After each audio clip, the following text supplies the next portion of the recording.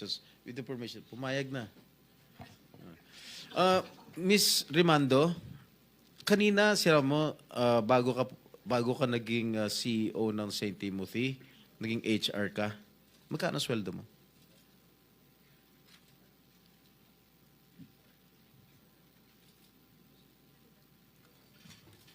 Mr. Chair, yung sweldo ko po noon, nasa 30 to 40 po. 1,000 a month. Alright. Dito sa nakalap kong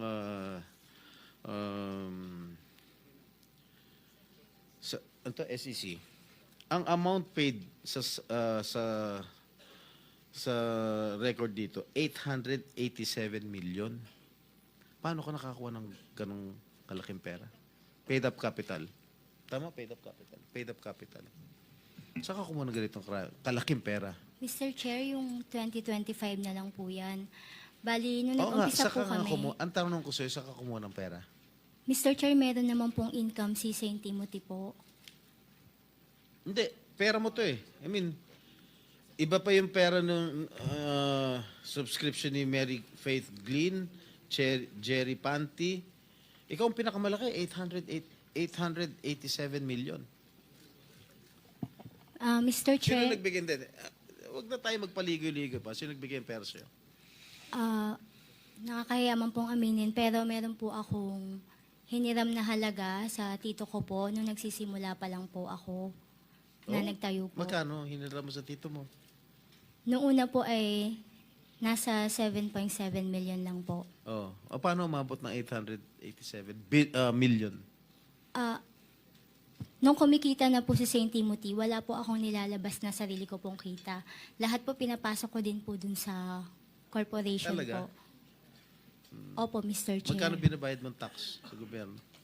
Mr. Chair, pwede ko po bang mag-refer dun sa financial Sige, statement babalikan po? kita. Tapos nahiyaan ako kay Okay Senator Raffy, okay? Thank you po.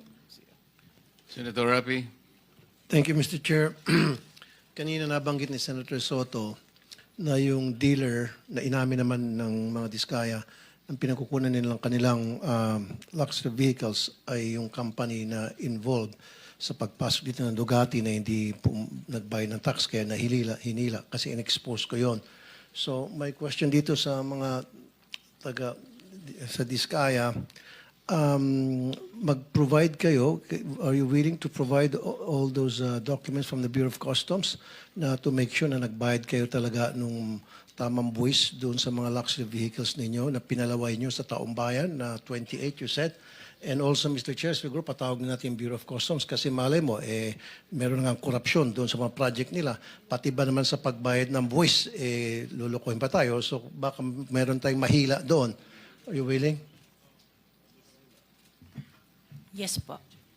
Okay. Number two, dito sa BIR.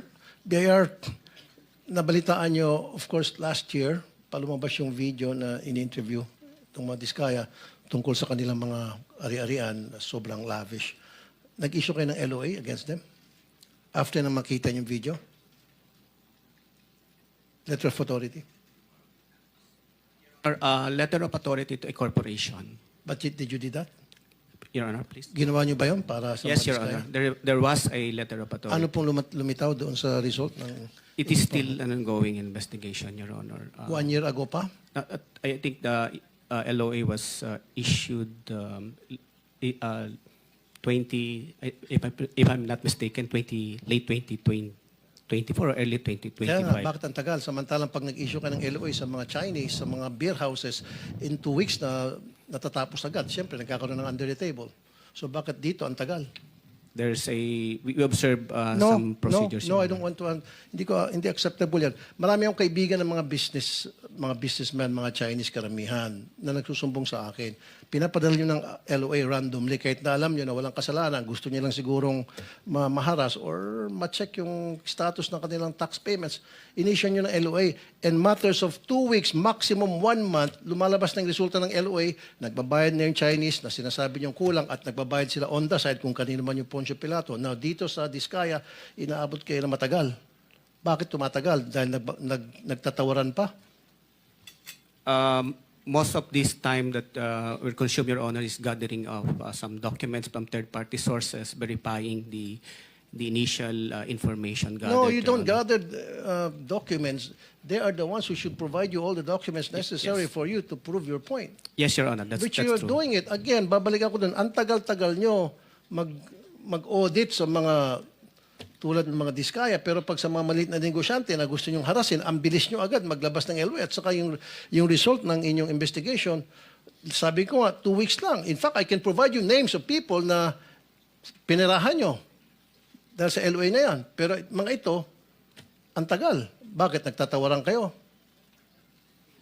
Nor the status of No, this ang ongoing gusto ko next time, investigation. lahat ng mga contractors na na-issue nyo ng LOA, even DPWH officials, ilabas nyo na agad yung resulta. Huwag na patagalin pa. Huwag nang mag-antay pa kayo ng something. Now, District Engineer ng DPWH, Assistant District Engineer ng DPWH, Bulacan. The name is Bryce. Etong taon to, meron siyang Ferrari, meron siyang Lamborghini at nakapangalan pa sa wife niya. Okay, alam niyo ba ito? Monitor niyo ito, mga taga-DPWH? His name is Bryce. And he owns a Lamborghini, he owns a Ferrari, and he goes to the casino almost every single night. At meron tayong mga video niyan, pwede tayo humingi ng video niyan sa Soler, sa Okada, at makikita yung pagmumukha niya doon sa VIP room. For the So, hindi niyo information monitor of to? For the information of Senator Tulfo, his real name is Bryce Erickson Hernandez. There you go. He is the Assistant District Engineer. Andito ba siya? He is not here. Ito po yung district engineer, Your Honor, No, Mr. ang Chair. tinatanong ni Senator Tulfo, si Bryce. Wala po yata. Okay. So, my next question, wala pa. So, imbestigahan niyo po yon. Kaya naman, at saka gusto ko yung Ferrari niya at saka Lamborghini hilain at i-auction in favor of the government kasi I'm sure yung pera yun galing sa korupsyon yon. Wala siyang karapatan na magkaroon ng ganong klaseng ari-arian tapos nagkakasino pa. Monitor niyo yun. Okay? Now, next, Iloilo City Mayor Raisa Treña said flood control projects in Iloilo under St. Timothy and Alpha and Omega are non-functional, which caused flooding worth 560 million. So, naka-recover na ba dito tayo in terms of warranty? DPWH?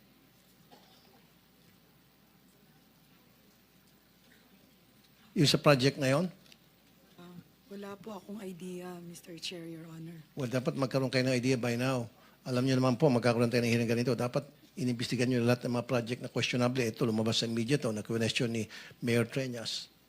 So, go and investigate this. Okay. Now, dalawa na lang. Paano tayo nakakabawi doon sa mga proyekto na mga ghost projects or yung mga delayed? Di ba meron yung tinatawag na performance bond? So, Meron din pong retention money na hindi marirelease kung hindi pa nakompleto yung project. now, kung hindi pa nakumpleto ang project dahil delayed, di ba may tinatawag na liquidated damages? Meron din po. Magkano na po nasingil doon sa mga liquidated damages and give me a list of those projects na matagal ng delayed o yung iba pa ghost na dapat yan 1/10 of 1% per day. So kung yung project ay delayed na for 1 year, just imagine that's hundreds of millions na. Kung pag-ipon-ipon natin, are you doing that? Ayun po ay kukunin natin ng datos sa mga implementing offices kung nakapag-apply po sila ng liquidated damages sa mga delayed projects, Your Honor. Okay, 103 contractors, natanong ko na ito noon, hindi nyo ako nasagot kasi minadali ako noon. 103 contractors blacklisted. Okay, out of these 103 contractors blacklisted, dahil nga hindi maganda yung kanilang trabaho, substandard and ghost projects, bakit isa lang ang flood control projects doon? Out of 103. At ngayon, pinag-uusapan natin, sabog-sabog na napakarami pala mga flood control projects na nangyari sa ating bansa. And yet, sa 103 na na-flag down ng DPWH, isa lang bukod tangi ang may kinalaman sa flood control. Why? Mr. Chair, Your Honor, hindi ko po masasagot. Wala po akong... No, I asked this question before. Then, dapat nasagot nyo na by now. Kasi, tinanong ko na dapat prepared na kayo. 103, tapos isa lang ang flood control. Parang naglulukuhan tayo rito. Di ba?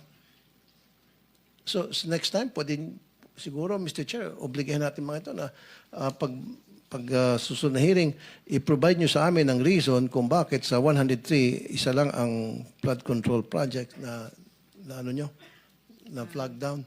I-flag ko po sa Director ng Procurement Service, Your Honor, Mr. Chair. Sino siguro sa DPWH in charge of that? Maybe you have to research and ask.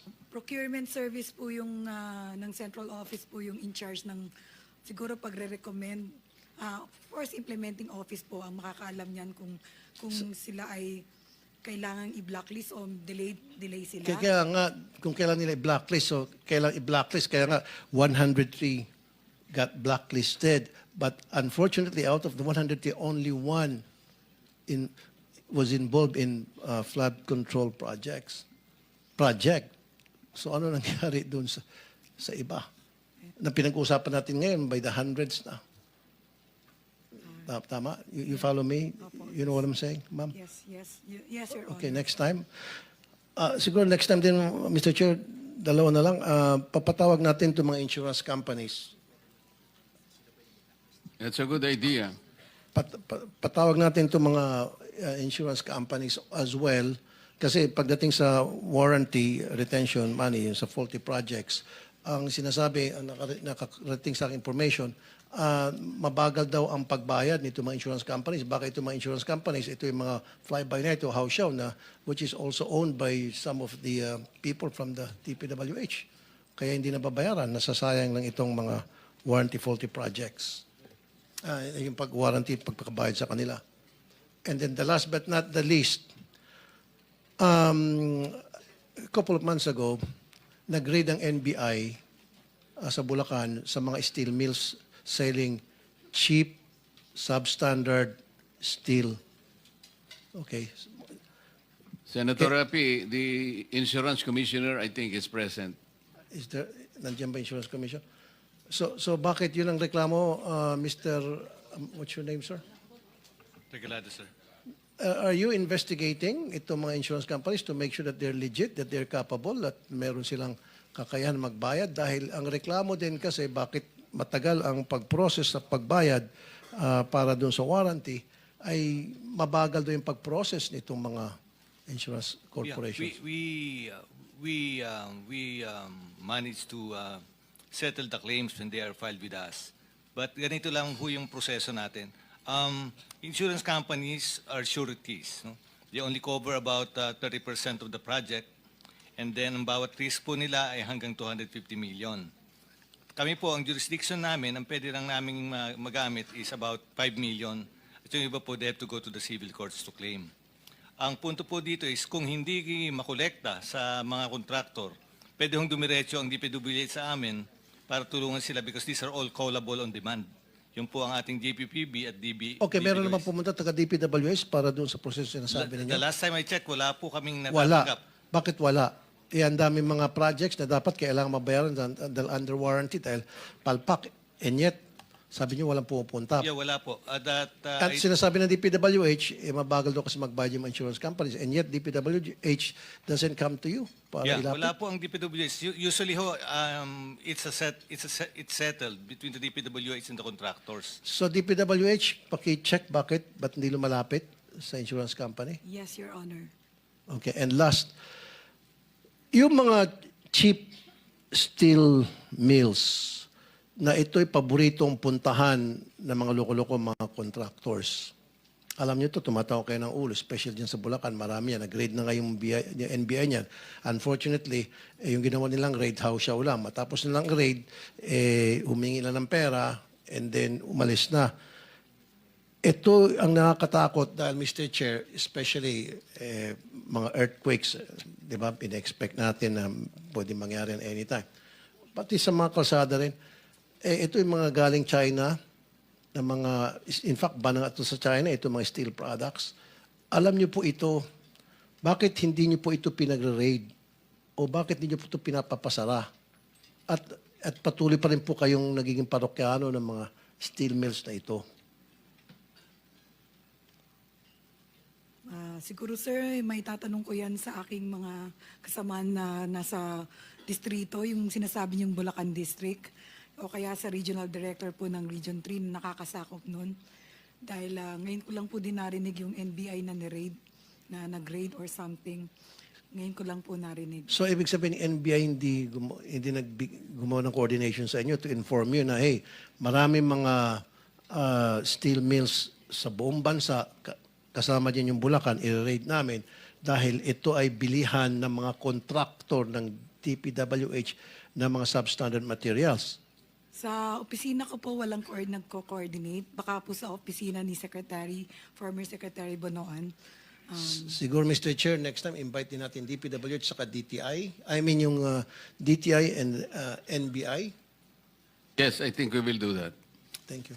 That's all, Mr. Chair. Are you done? I walk the talk, so 5 minutes. before this, tapos na. Actually, Yusek, hindi mo sinagot yung isang napaka-importanting tanong niya. It's about the performance bonds, security bonds. Kasi dapat, halimbawa, ghost project talaga o defective yan, talagang wala na. Hindi ba, you will need to terminate the contract and declare a default para makakolekta kayo sa insurance company. Tama po, sir? Yes, Mr. Chairman. Callable yung ano ninyo eh. Kasi Yes. kung hindi naman kayo magde-declare at hindi nyo i-terminate ang contract, mahihirapan lang sila. And everybody will go to court. Matagal po yun eh. At saka yung sinasabi ni Senator Rapi, yung nag-raid kasi mali yung ni-raid niya sa Bulacan nagpunta. Alam po nyo kung nasaan yung mga substandard tsaka yung mga counterfeit na mga bakal-bakal na yan, mga reinforcing bars. Nandyan sa San Simon, Pampanga. Yan ang steel capital of the Philippines today. Oh, yan, for your information.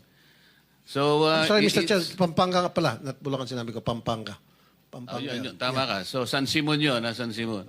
Senator Bong,